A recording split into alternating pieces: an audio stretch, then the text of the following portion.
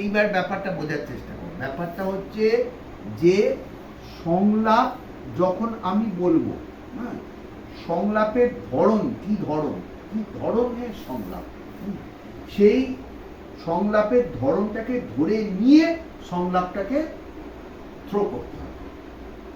যেগুলো দেখা যাচ্ছে যে সংলাপগুলো আমার গায়ে গায়ে বলা দরকার, সেগুলো আমাকে গায়ে গায়ে বলতে হবে।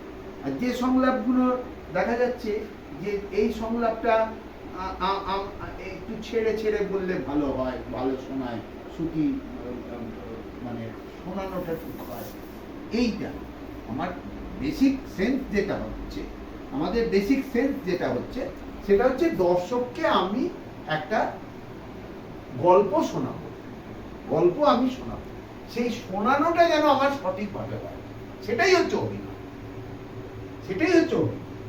আমি যেভাবে গল্পটাকে যত পরিচ্ছন্নভাবে দর্শককে শোনাতে পারবো, সেটাই হচ্ছে আমার অভিনয়। ব্যাপারটা বোঝাতে পারলাম? ঠিক আছে, চলো।